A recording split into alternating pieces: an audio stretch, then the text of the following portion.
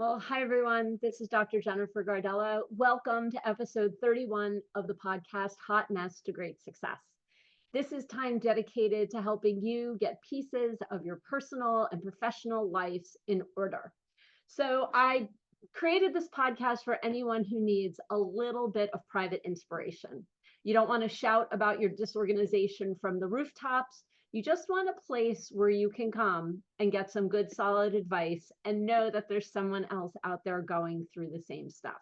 Now, please don't forget, no matter where you're listening, all of the show notes are available at hotmesstogreatsuccess.com. So if you want to go back later and grab some of the resources or visit some of the sites that I mentioned, please do so. Don't forget that this is sponsored by one of my other companies, Your Social Media Hour, which is a full service blogging and social media course followed by daily support telling you what to do to build your digital footprint every single day. Thanks for so much for joining me. Let's get started. Now, I always have three different pieces to every episode. The first today is going to be the process of just going for it. I know for so many, you're stuck. And I'm here to help you with the fact that you need to just go for it. The second thing that we're going to go over is AI. It's one of the hottest, if not the hottest topics against in every vertical out there. But a lot of people are using it incorrectly, and we need to straighten that out. And then my third concept today is going to be one from my work with domestic violence victims and survivors, and the concept of why doesn't she just leave him? So without further ado, let's get started. When I joined the WeBank organization, my business was certified by WeBank as a woman-owned business. I was a little overwhelmed last year. WeBank is like an octopus. There's national, there's your local RPO, and you need a lot of direction in exactly what to do. For the first time in my business, I also needed capability statements. I had no idea what those looked like. There are tons of events online and in person that you can join. There's this thing called the national conference that you start hearing about immediately. And I was a little lost. So they offered me an envoy, and I took them up on it and received guidance from someone I consider to be a mentor now, a woman by the name of Barb O'Shea. And she gave me great advice. She said, start applying and going to everything. And I have taken her up on this and have found myself in some amazing rooms with some amazing people and some amazing opportunities. So let me share some of them with you. So one of the first things that I did was, and let me back up and say, when you join WeBank, you have opportunities within WeBank, but they also do this phenomenal job of giving outside organizations space to advertise and share events and opportunities for small business owners, especially those that are certified. So one of the first things that came across my desk, in addition to all of the online meet and greets with major corporations, one of the major things that I saw fly across my screen was the CEO Access Program at the Philadelphia Chamber of Commerce. And I said, why not? I'm not a member, but maybe they'll take me. And sure enough, they interviewed me and they accepted me. Thank you, James Campbell. So what does that mean? Well, I got a CEO mentor. I was scared, not scared to death, but I knew that I was going to be floating in rooms with very high powered people. Russ Stark of the Think Company was my CEO mentor. He took me to an organization called Sunday Breakfast Club that meets on Wednesday nights, which I'm now a member. Through that, I met a woman by the name of Edel, sorry, Edel. And she introduced me to the guys in Philly that run Story Slam. And last Tuesday night, I won crowd favorite at Story Slam. You'll hear about that in a couple of minutes as well. I've also gotten involved I've been accepted to the SBA Thrive program, the WeBank Thrive program. I'm thriving a lot these days. I've also found myself into mastermind groups, NASDAQ circles. There's so many opportunities. Now, I am getting phenomenal executive education out of all of these programs. Some are included in my WeBank membership, some I am paying for. Others are free, like the SBA program is free. My point, though, is this. Spend some time applying for everything that even interests you. because if you pick and choose, or if you don't think that the timing is right, you won't get the feedback that you need for when the timing is going to be better. And also, let your business, like, strut your business out there a little bit. It's worth it. You don't have to pay a ton of money. I mean, WeBank to get certified is $395, I think, $350. To join the Philadelphia well, I should say, to be a part of the Philadelphia Chamber of Commerce CEO Access Program was free. Joining the Breakfast Club was an invitation by Russ, but that was nominal and totally worth it. So my point is, get out there, apply for everything, see what's available. I'm applying for a couple of other even bigger national programs now, and it's a little scary. The worst that they can say is no, but I've learned a ton about myself and my business through the process. So number one today is get out there. Number two is stop using AI as a crutch for your business. AI is a computer. It is not a human. It is not you. It is not authentic.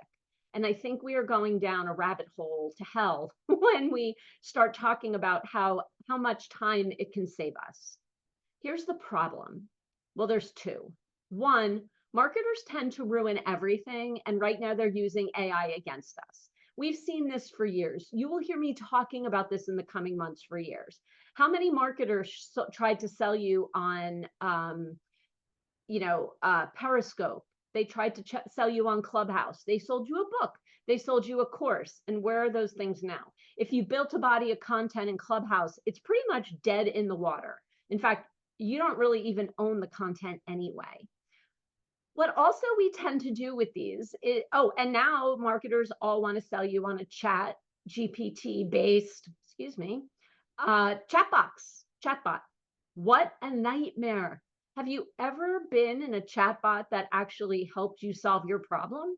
You may know that recently I visited with my good friend Mary Fran on her podcast where we talked about this. I'll link to it in the show notes. Nightmare. Chatbots are not real. Now, do some of the bigger corporations have them? Yes. Do they have a team of 10 on them? Probably 30. You do not as a small business owner. So don't waste your time or your money on a chatbot. They are going to blow up in our faces very, very quickly. Now, let's go to using AI in your business. First of all, I recently heard an interview with a CEO who said, and was very proud of herself, that she had demanded all of the individuals in her company, all the department heads at first, and then everybody, start using AI technology, specifically ChatGPT, to do 20% of their work every day. And I thought, wow, how stupid is that? I'm sorry, but it is. And I'm coming out of the box strong because I don't want you to fall into these rabbit holes. You, as a small business owner, do not have the time to experiment with ChatGPT only to find out it's not giving you authentic work. So marketing departments tend to take directives like that and use ChatGPT to write blog posts. Yes, you can write or have ChatGPT write you a blog post in about 3.2 seconds. It is phenomenal. And it's also garbage. ChatGPT is only trained somewhere between 21 and 23 on the internet. ChatGPT has no idea if the ideas that it's giving you are actually factual. It's just spitting out what it finds. It's also incapable of original thought, which is critical. And it is a robot, so it doesn't have the emotion. I swear, if I see one more blog post that written by ChatGPT that talks about how something is stitched into the fabric of our lives, it's using the same bland sentences across all of the writing that it's doing. Does ChatGPT have its place? Absolutely. However, don't let it turn off or dull your own creativity. So you can ask ChatGPT for ideas on things to outline in a blog post, for instance. So you can say, tell ChatGPT who you are, and then tell it that you want a blog with 10 points, minimally outlined. And then you can say, okay, I like this one, and you can kind of piece them together. But remember also what ChatGPT spits out could be plagiarized. Now, ChatGPT is just a computer. Again, it doesn't know emotion. It doesn't know fact. It doesn't know your ideal client like you do. And it doesn't know if the information is actually stolen. It doesn't understand those concepts. So summaries are great. If you are going into a meeting and you want to summarize some things that have gone on in the past, ask ChatGPT to do it for you. ChatGPT is great at summarizing transcriptions as long as you're not putting them up on the internet. Remember, Google has also spoken, and it is discounting all AI written content. People have fought me on this because Google is also using AI in its own processes. Yes, but Google is saying very clearly that the content of your website must be authentic. So again, marketers ruin everything, and they're introducing AI technology, specifically ChatGPT, as the end all and be all. Do not do it. Google is saying it's bad. You don't know whether the information is true. It's definitely not authentic writing. And I don't know, I just get a really bad feeling when I think about you turning over your marketing to a robot. So that is number two. Stop using AI and ChatGPT to actually write your marketing. You sound ridiculous. Don't get involved in all of the things that marketers tell you that you need, including a chatbot for your website. They're killing your conversations with your ideal clients. Okay, let's switch gears now to the third part of our podcast today. As many of you know, I'm a survivor of vicious domestic violence at the hands of a sadistic abuser. I wrote a book at the end of last year called Whispers of Abuse. And I am here to share information to help you connect with the fact that abusers are everywhere. And most importantly for us, victims and survivors are everywhere as well. So you may have a friend, a loved one, a colleague who is dating a jerk, and you can't stand to be around her significant other. He controls her entire life. He screams at her all the time, berates her in public. He humiliates her. He may call the office 50 times a day. And you think, wow, what a jerk. Why doesn't she just leave? So last week, I had the great opportunity, or I should say, I took the great opportunity to participate in Mission Story Slam run in Philadelphia, where I shared my escape from abuse. Now, let me be clear. When I was escaping domestic violence, I didn't actually know that I was escaping domestic violence. I was in denial about what I was feeling, what I was experiencing. But as my escape went on, and I'll include a link to the video here, as the escape went on, and especially as I started to work with my local domestic violence center, I learned that there are barriers to a victim leaving, barriers to escape. The first is usually, where the hell is she going to go? So when I escaped, I had no place to go. The house was his. Of course, he made sure of telling me that every single day, his house. The house was his. I didn't know if I could even pull off renting an apartment quickly. I didn't have the money. I'd spent so much money trying to make him happy. I'd spent so much time trying to make him happy that my business had suffered. So I didn't have the money to escape. Number three, I didn't really want to talk to him about escaping. As you'll see in my story slam, a normal conversation with him usually blew up and turned into a battle about how fat I was or what a bad wife I was. So I definitely didn't want to have those hard conversations about me leaving. I also was really embarrassed, right? This didn't happen in my culture. My family, everyone's in 50-year marriages. My friends were all, as they aged, they were pushing 20, 25-year marriages. So this was going to get pretty embarrassing for me. Why wasn't I a good wife? Would ex-boyfriends think, wow, something's wrong with her? I dodged a bullet on that one.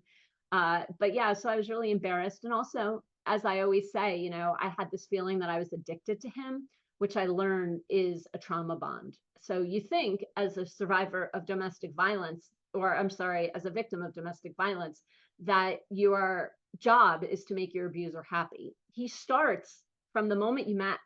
It's a premeditated plan that he has. He wants to get you addicted to those high moments. He wants you to believe that your relationship can stay at some beautiful, magical level. And then slowly but surely, he drips abuse in to the point where every single day you are screamed at, blamed, chastised for everything that's wrong in the world, his life, everything that's ever happened to him before. It was insane what I was blamed for. Now, when I was down here in the lower pit of the abuser's playground, I always wanted to get back up to these really good points, but it doesn't work that way.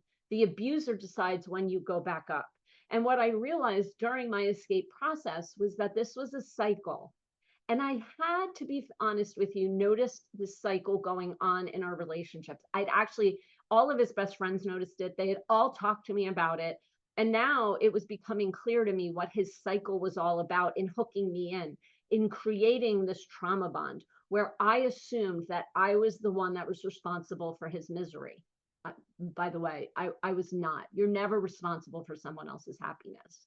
So you're trying, so someone may not leave because of those barriers: money, where to live, fear of him, cultural issues, shame and embarrassment. And they also may not leave because I believed with all my heart, as your victim does, that they can make the situation better. And she's probably madly in love with him, which I know is really sad. So my point is, when you think that someone is a victim, or when you're wondering, why doesn't she just leave that jerk? You need to sit back and think, wow, I need to be here to support her.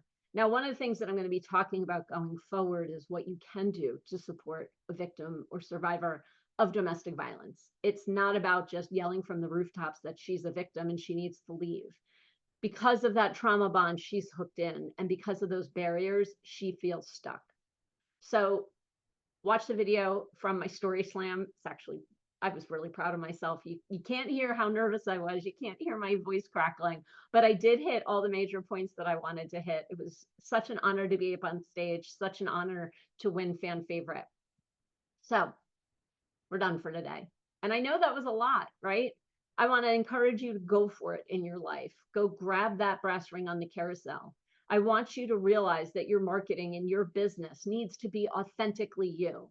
And then I want you to look around in your life. 50% of the people that you come in contact with are domestic violence victims, survivors, or supporting someone in a capacity. So it's really important that we recognize the signs and we recognize how to get her help. So again, my name is Dr. Jennifer Gardella.